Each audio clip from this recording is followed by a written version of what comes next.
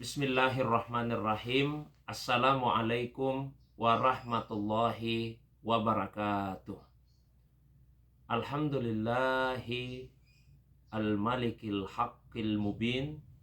Wassalatu wassalamu ala sayyidina Muhammadin sadiqil wa'dil amin wa ala alihi wa ashabihi ajmain, amma ba'du. Bapak Ibu saudaraku sekalian yang semoga dirahmati, dimuliakan oleh Allah Subhanahu wa taala. Alhamdulillah, hari ini kita telah berada pada hari yang kedua dari bulan Ramadan tahun 1446 Hijriah. Masih lanjutan dari program Hikmah Ramadan selama 1 bulan Ramadan, insya Allah. Pada hari pertama kemarin kita telah membahas tentang keikhlasan. Untuk hari yang kedua ini kita akan membahas tentang kejujuran. Keikhlasan dan kejujuran adalah dua hal yang mempunyai kaitan yang sangat erat. Kalau orang yang ikhlas dalam beribadah, maka ketika ia beribadah, dia tidak mengharapkan pujian, tidak mengharapkan penghargaan, tidak mengharapkan imbalan dari manusia, bahkan dari seluruh makhluk. Semata-mata dalam beribadah itu yang diharapkan adalah keridhaan dari Allah Subhanahu wa taala. Dan itulah puncak keikhlasan dari 3 tingkat keikhlasan yang telah kita bahas sebelumnya. Adapun orang yang jujur di dalam beribadah, maka ketika dia beribadah bukan hanya tidak mengharapkan imbalan dari sesama makhluk, tapi juga dia tidak terpesona dengan amalannya sendiri. Karena boleh jadi ada seseorang yang beribadah tidak mengharapkan imbalan dari makhluk, tapi ia kemudian terpesona dengan amalannya sendiri. Itu artinya dia tidak jujur dalam beribadah. Maka ibadah tidak hanya dituntut untuk dilaksanakan dengan penuh keikhlasan, tapi ibadah juga diharapkan bisa dilaksanakan dengan penuh kejujuran.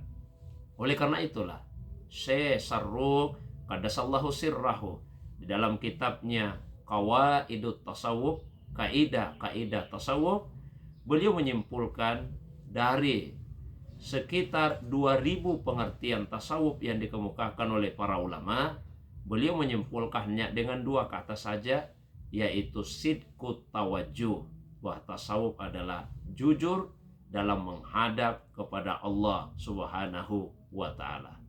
Begitu pentingnya kejujuran ini, Rasulullah sallallahu alaihi wasallam berpesan di dalam sebuah hadis yang diriwayatkan oleh Imam Muslim, begitu juga oleh Imam At-Tirmizi, dari sahabat Nabi sallallahu alaihi wasallam Abdullah ibnu Umar, semoga Allah meridai keduanya.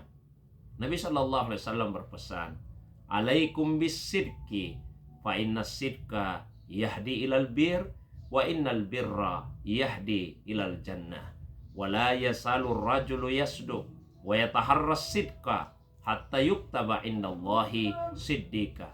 Hendaklah kalian jujur, karena kejujuran itu akan mengantar kepada kebaikan, dan kebaikan itu akan membawamu masuk ke dalam surga.